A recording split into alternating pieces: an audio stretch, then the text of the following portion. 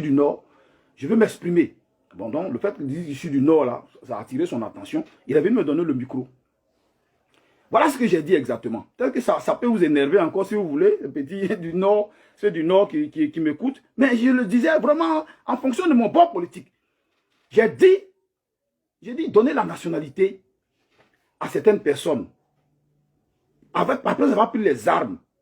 J'ai dit, ça va laisser de mauvaises traces dans les archives. J'ai dit, parce que ceux dont on parle aujourd'hui, beaucoup ont des noms comme nous. Moi, je m'appelle Touré Mamadou. J'ai dit, certains ont aussi le même nom que nous. Bon, mais maintenant, on leur donne la nationalité. Parce qu'ils ont pris des armes. J'ai dit, demain, là, ça va... On pourra faire la confusion avec nous, nos enfants. On dira que c'est vous qui avez tué hier pour devenir ivoirien, là. On ne fera pas la différence entre le Touré Mamadou de Côte d'Ivoire et de la Guinée, du Mali. Donc, nos enfants, demain, seront traités. Déjà que les gens du Nord se plaignent d'être traités d'étrangers. Donc, demain, une autre masse encore va venir s'ajouter. Il dit, franchement, ce n'est pas la bonne manière. Voilà. Et que ça va nous fatiguer demain. Mais, ça, c'était aux environs de 11 h. Après ça même, j'ai fini mes courses. J'étais venu à la Sorbonne pour écouter un peu les orateurs. En ce moment, je n'intervenais même pas encore à la Sorbonne. Je suis venu écouter un peu les orateurs entre midi et 2.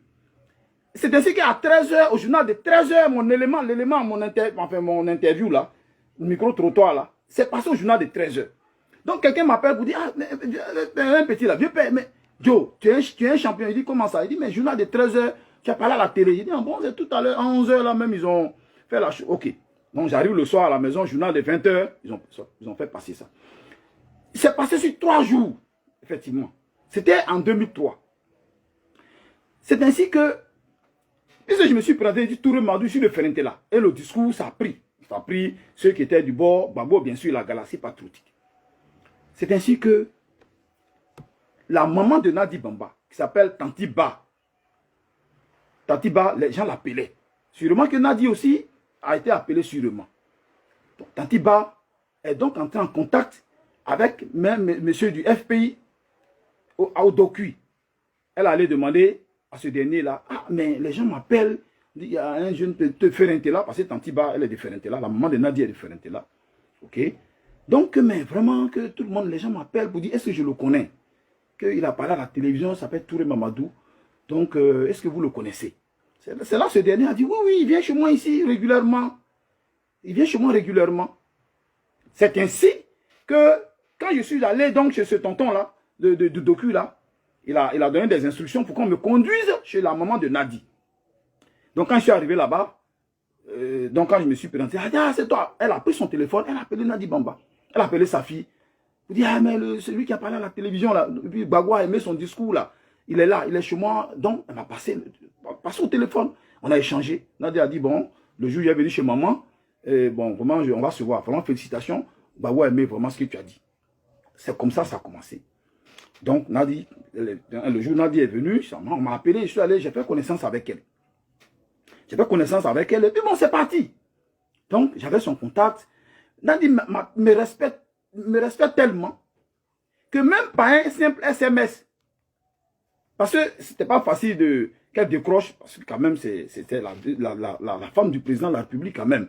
Donc, mais quand je lui envoie un SMS, elle m'appelle. C'est un respect. Donc moi, je ne peux pas venir insulter Nadi Bamba. Donc, elle m'appelle pour échanger avec moi. Parce que mon esprit là, ça pond. Je réfléchis beaucoup et je dis, tout ce que j'ai dit pratiquement, c'est réalisé. Tout ce que j'ai dit, c'est réalisé.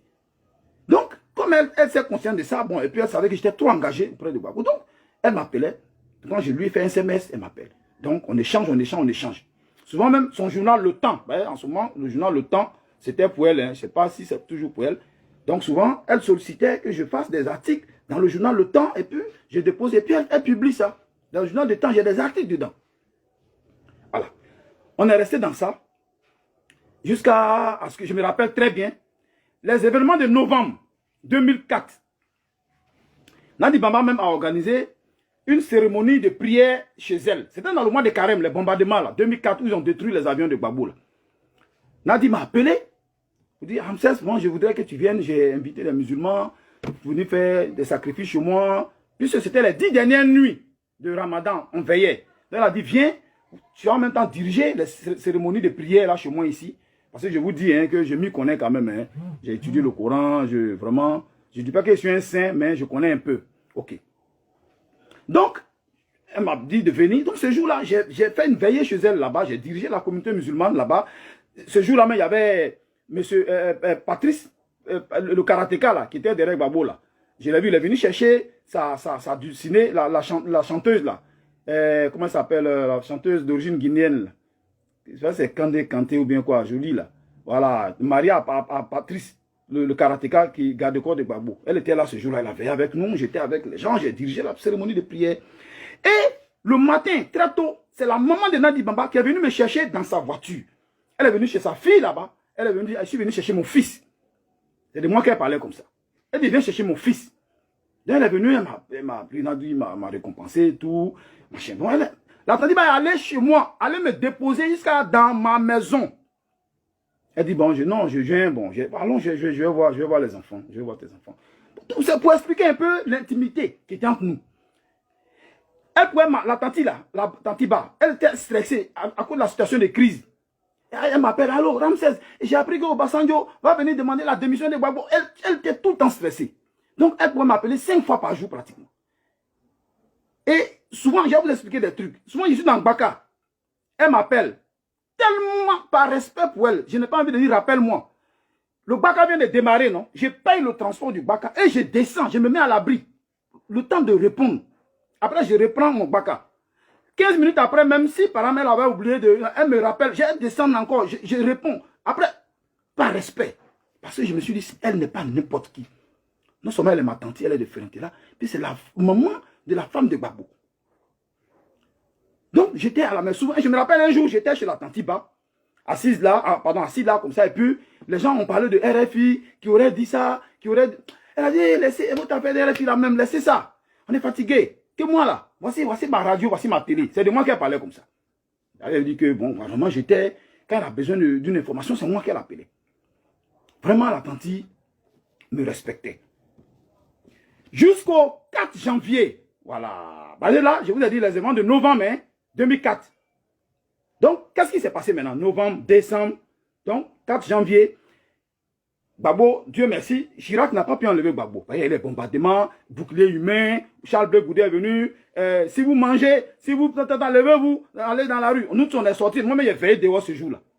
Ok. Maintenant, le 4 janvier, le Bafing devait aller saluer Gbagbo parce que les communautés se défilaient chez Gbagbo pour le soutenir. Le Bafing, donc, devait aller chez Gbagbo pour aller dire Yako à Gbagbo. On a préparé cette rencontre-là, la mobilisation, nous on était chargés de la mobilisation, tout ça. Maintenant, dans ceux qui devaient intervenir chez Gbagbo là-bas, moi, je n'avais pas mon nom dedans. Ok. Je n'étais pas quand même l'aîné, je n'étais pas le leader. Ce jour-là, ceux qui ont pris la parole, il y avait Kassoum Fadiga, le mari de Halima Bamba. Halima Bamba qui est la sœur directe de Nadi.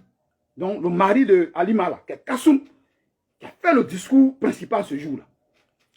Et arrivé là-bas, qu'est-ce qui s'est passé? Les gens ont demandé, bon, l'imam devait, il y a un imam qui devait faire, l'imam, c'est Samkade, le Koyaka, là. Non, l'imam, oui, un imam en tout cas, qui devait faire la bénédiction finale, si je me trompe. L'imam, il y a un imam en tout cas qui était prévu pour faire la bénédiction finale. C'est ce que Sylvain Nebou, conseiller spécial du président de la République, chargé de la communication, Sylvain Nebou, a demandé à Koné Lanciné, conseiller spécial de Gbagbo, ils étaient assis juste derrière Gbagbo. Ils ont demandé à Koné Lanciné, est-ce qu'il n'y a pas un traducteur? L'imam va faire des bénédictions, il va venir sur Rabana, Atina, Fidounia, Sanata, bon, en arabe ou bien en malinké, bon, est-ce qu'il n'y a pas de traducteur? C'est ainsi que Koné Lanciné a pensé à moi directement.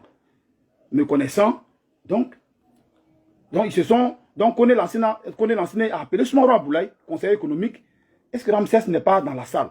J'étais assis loin au fond. Donc ils sont allés m'interpeller. Gbagbo m'était installé, donc j'ai dû ramper pour les rejoindre. Ils m'ont dit, assieds-toi là, quand l'imam va parler après là, tu vas traduire. Oh, voilà comment je suis arrivé sur la scène. Donc quand l'imam a fini, donc les invocations, les bénévoles, Kassoum avait déjà fait son discours. Donc c'est ainsi que quand l'imam a fini ses invocations, On a dit, bon, monsieur Touré, d'abord, avant que l'imam ne parle, ils ont dit, bon, après l'intervention de l'imam, la traduction sera faite par monsieur Touré Mamadou, professeur de mathématiques. Ok, donc je me suis mis à côté. Mais ceux qui m'ont vu là-bas, ils ont dit, mais lui, il est arrivé ici comment?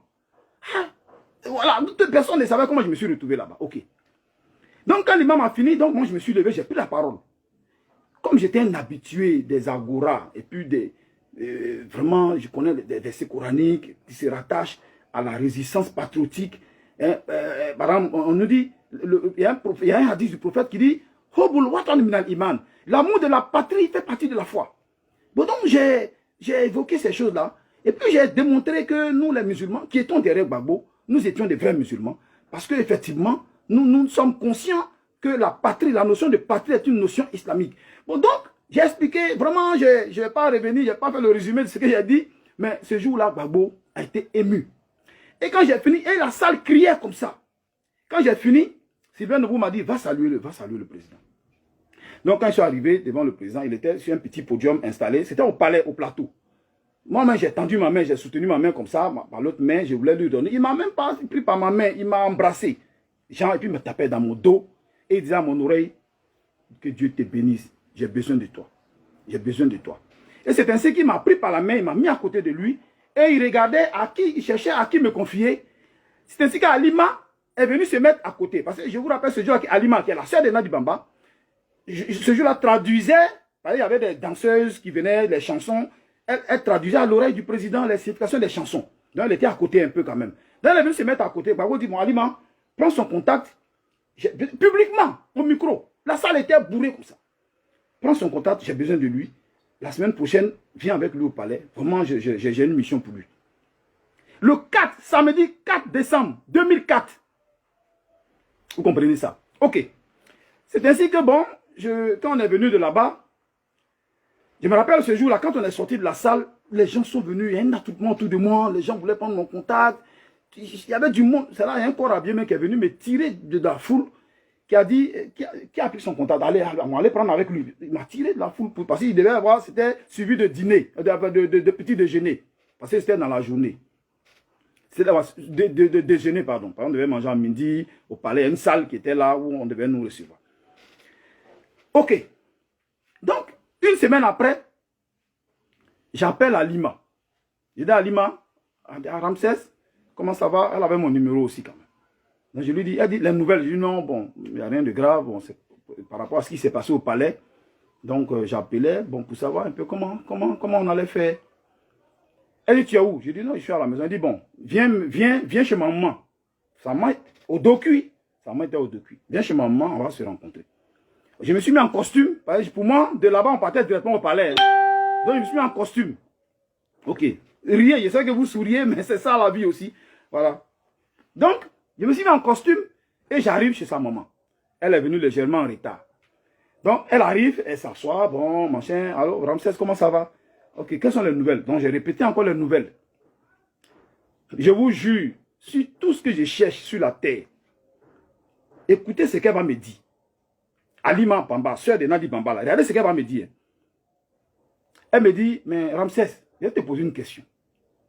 Mais au palais, là, ce jour-là, qui t'a donné la parole là-bas? Wallah, et puis là, elle dit, qui t'a donné la parole là-bas?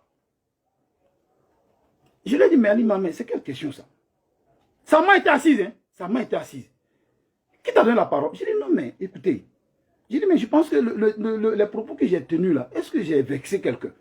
Elle dit, non, non, non, non, non. Il y avait quand même, il y avait un ordre de passage. Tu n'étais pas prévu. J'ai dit, effectivement, c'est là-bas qu'on m'a fait appel, venir traduire les bénédictions de l'imam.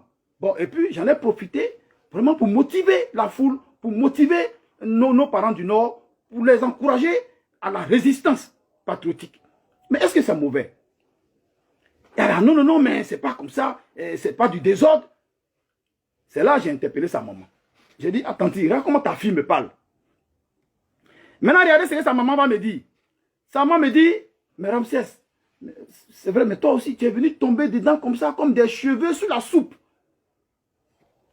Seigneur, quand elle m'a dit ça, j'ai eu la chair de poule. Et c'est ainsi que j'ai dit, Subhanallah. Et puis j'ai dit, bon, vraiment, salam alaikum. J'ai demandé la route, je suis parti à la maison. J'étais frustré. Frustré pour deux raisons. Non seulement, je me dis que j'étais près du bonheur, parce que c'est un président quand même qui t'a apprécié, qui veut te voir. Bon, donc, du coup, ça fait d'une pierre deux coups. Donc, non seulement il te sort de ta galère, et puis non seulement cela, il va te peut-être confier une activité où tu te sens à l'aise, parler de Gbagbo. Il va te mettre en mission, parler de Gbagbo. C'est ma passion, c'était ma passion. Donc, c'est d'une pierre deux coups. Je deviens un cadre peut-être important du BAFIN. J'aurai les moyens de travailler pour Gbagbo. Qui ne veut pas faire ça? Voilà. Donc, c'est cela en fait. Donc, non seulement on me prive de ça, mais en même temps, on m'humilie, on me montre que je ne suis rien. Vraiment, ça m'a vexé. Donc, mon oncle, j'ai mon oncle Mema Touré, père son âme, la grande sœur, pardon, le grand frère de ma maman, même père, même mère. Il s'appelle Mema Touré, tout le monde le connaît, à Ama, il est décédé maintenant. Mon oncle était à Abidjan, Somal. Donc, il était au courant de l'affaire. Écoutez bien mon histoire. Mon oncle me dit, non, non, non, Mwandou, non, ça va pas se passer comme ça. Allons voir le papa de Nadi Bamba, qui était à Adjen. Et donc, on est allé, parce que c'est son ami d'enfance. On arrive maintenant chez le papa de Nadi Bamba. Et le vieux aussi qui m'appelait aussi souvent, je venais chez lui, et tous me connaissaient en fait. On arrive, on explique au vieux. Le vieux même était ce jour-là au palais là-bas. Le vieux était présent ce jour-là là-bas. Vous savez ce que le vieux dit, papa de Nadi dit? Il dit, ah non, à Maouka bien sûr. Bon, il dit que non, vraiment, le Gbagbo, il est très occupé. Eh, la guerre là, il n'a pas le temps. Ah, vraiment, il faut m'en quoi, il se sont là. Bon, ça veut dire que, dites à Mandu que vraiment, il n'a qu'à patienter, la guerre là. Vraiment, Gbagbo, il n'y a quoi, les. Vraiment, mon oncle a été très déçu. Bon, je vois un frère là, Ryan Djemandé, bon, qui est un parent, mon oncle vivait même avec eux dans la même cour, hein, Ryan Djemandé qui est entièrement en direct avec moi. Mon oncle m'a touré. Bon, donc, mon oncle a été très touché, très vexé. C'est ce que mon oncle a dit au papa de Nadi. Mon oncle me dit que, hey, mon neveu là, faites quelque chose pour lui. Parce que lui là, depuis je le connais là, c'est l'affaire de Gbagbo seulement qui est dans sa tête. Il ne parle que de ça. Que même à moi, quand il venait à la maison chez moi, là, les gens, les petits Maouka, là, mes petits là, venaient l'entourer. Ils viennent discuter avec lui. Il peut passer 3 heures du temps en train de parler de ça. Il s'est fatigué souvent, c'est moi-même, je le prends et je le charge. Il dit, il faut partir à la maison. Et que les gens l'insultent. Les gens insultent sa maman, ça dit lui, sa petite soeur. À cause de cette affaire de Gbagbo là, faites quelque chose pour lui. Koka Kunaoué, ça veut dire que faites quelque chose pour qu'il ait la tête haute. Mais le vieux n'a pas fait. Et finalement, les gens m'ont dit, mais mon oncle m'a dit, est-ce que tu as croisé Nadi Bamba elle-même? Combien de fois Nadi a? J'ai dit non. Il dit, bon, il faut voir Nadi Bamba. Ok. Donc, qu'est-ce que j'ai fait? J'ai envoyé un SMS à Nadi Bamba. Je lui ai dit, ah Nadi, vraiment, je veux te voir, c'est urgent. Et comme je vous ai dit, Nadi vraiment me respectait beaucoup. Elle a dit, ok, viens à Cyclone. Donc, je suis allé au 7e tranche. Je suis allé, je lui ai expliqué le problème. Écoutez bien ce que Nadi m'a dit. Nadi m'a dit, ah bon, Ramsès, on m'a dit que ce jour-là, tu aurais forcé un rendez-vous avec le président. J'ai dit, non, moi je suis qui forcer un rendez-vous avec Gbagbo. Donc je lui ai expliqué. Elle a dit qu'elle allait s'informer et qu'elle allait me revenir. Ok. Donc une semaine après, je lui ai envoyé un SMS. Donc elle décroche et puis elle me dit, ah Ramsès, effectivement, c'est vrai ce que tu as dit, mais bon, patiente. Et puis bon, on va voir ça. Patiente, on va voir ça. Et plus rien. Plus rien. Et donc, cette famille-là a rompu avec moi. Parce que j'avais un contentieux avec elle. On ne m'appelait plus jamais. Jusqu'à ce que les élections arrivent en 2010. Où quand ils ont senti la défaillance sur le terrain en Touba. Où c'est là que Nadi m'appelle.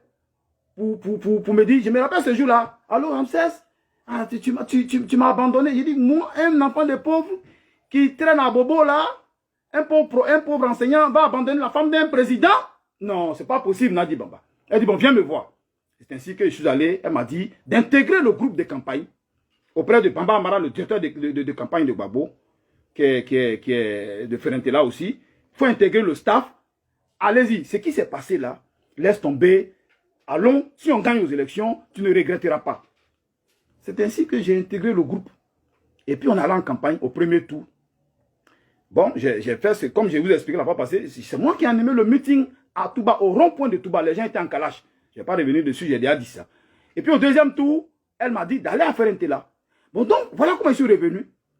Avec la famille, et on a travaillé. Et puis, c'est pas tout, hein. Je vais vous expliquer encore la dernière partie. Comment la famille, on a repris contact.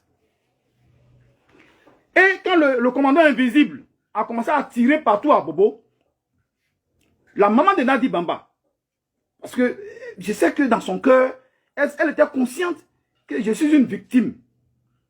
Mais elle savait que j'habitais quelque part là-bas, vers PK18. Elle a pris son téléphone. Quand j'ai vu son nom, c'est Tantiba. Alors Ramsès, mais vraiment, j'ai appris que c'est y a des petits à Bobo là-bas, à faire des commandants invisibles là. Mais tu es là-bas, non? J'ai dit oui. Elle dit, mais comment tu vas faire? J'ai dit, mais je ne sais pas où aller. Mais elle a dit, mais viens au docu chez moi là. Nous, on n'est plus là-bas. La maison est libre. Il y a un gardien. Prends tes affaires. Il faut venir là-bas. En attendant que tu trouves un autre point de chute, il faut venir là-bas. Viens. Peut-être que bon, le temps que tu trouves un point. Actuellement, ils sont loin encore du docu. Bon, donc viens là-bas. Ça a été un ouf de soulagement. Je ne savais même pas où aller. C'est ainsi que j'allais rapidement chercher une fourgonnette là. On a mis quelques bagages dedans. Avec la famille propre. Je suis allé dans sa maison. C'est un duplex hein, au docu. Mais malheureusement, pour moi, une semaine après, quand je suis arrivé là-bas, la guerre, les combats étaient encore loin. Les combats n'étaient même pas encore arrivés à la mairie d'Abobo. Il y a une jeune dame qui est venue le matin très tôt là-bas. Elle est venue, elle a interpellé le gardien. Une femme Maouka. Elle est venue voir le gardien et dit, quels sont ceux qui habitent ici? Le gardien dit non, que c'était une dame là, qu'elle n'est plus là. Elle dit non, j'ai une information importante à vous donner, que ça peut sauver des vies. C'est là que le gardien m'a appelé. Je viens, la femme me parle en Maouka. Elle dit, il y a une réunion la nuit au Marley, il y a un coin d'Abobo là, au Marley, que les gens disent qu'ils vont venir attaquer la résidence de la Tantiba, la maman Nandi Bamba. Seigneur, c'est ainsi que j'ai eu la chair de poule. Donc il fallait quitter immédiatement la maison. C'est ainsi que j'ai appelé mon cousin, qui est actuellement qui est en direct, hein, qui est en train de me regarder, il s'appelle Valenciné, pardon, on l'appelle Val. Ce jour-là, c'est Val qui est venu me chercher rapidement avec sa voiture pour aller m'héberger chez lui, dans sa somptueuse maison. Il va sourire hein, à la Rivera. Et puis, les enfants devaient se chercher. On a appelé une dame là, qui s'apprêtait à aller à Sikensi, et les autres sont partis à Sikensi. C'est ainsi que j'ai été sauvé. Et ça n'a pas duré, la maison a été attaquée effectivement. Voilà la petite histoire. Ok? Voilà, c'est ça. Donc, je raconte cette histoire-là. Maintenant, pour ceux qui m'ont menacé, qui veulent me tuer, venez, j'ai fini de raconter l'histoire. Je suis une victime de l'arrogance de la sœur de Nadi Bamba, qui s'appelle Alima. Son mari était DG de Petrosi, elle-même elle était cadre à l'ONASI. Voilà, c'est tout. Mais pourquoi être méchant autour du président de la République? Cette vidéo-là, faites écouter ça à Gbagbo. Pour qu'il sache aussi ce qui s'est passé. Qu'il y a eu des victimes aussi dans cette affaire-là. Écoutez. Mais moi, j'aurais pu dire, bon, ok, quand Ouattara est venu au pouvoir là, bon, je vais aller derrière Ouattara. Je n'ai pas fait ça. Je n'ai pas fait ça. Parce que j'ai dit, le nom Gbagbo là, c'est collé à ma peau. J'ai dit, je veux rester digne dans la pauvreté. Alors, mais maintenant qu'aujourd'hui, je ne suis pas d'accord avec l'acte que Gbagbo a posé, j'ai dit, il aurait pu réunifier son parti, c'est ce que j'ai dit. Alors, quel est votre problème? Et vous menacez, vous allez me tuer, vous allez tuer qui? Ma aswaba min musibatin illa bi iznillah. Voilà, c'est le Coran qui dit ça. Vous n'êtes pas au-dessus du Coran, hein? Hein? Vous n'êtes pas au-dessus du Coran. Ma aswaba min musibatin illa bi iznillah. Aucun mal ne peut arriver à un être humain si ce n'est pas la volonté d'Allah. Wa ma kana li nafsin an tamuta illa bi iznillah kitaban muajjala. Nulle âme ne peut mourir si ce n'est pas la permission d'Allah. Donc j'ai fini de raconter cette scène-là. Maintenant, si vous êtes insensible à ça, c'est votre problème. Maintenant, vous êtes libre maintenant de venir faire ce que vous voulez. Voilà. Donc, c'était ma petite vidéo d'aujourd'hui. Que Dieu vous bénisse. Que Dieu bénisse la Côte d'Ivoire. Salam alaikum.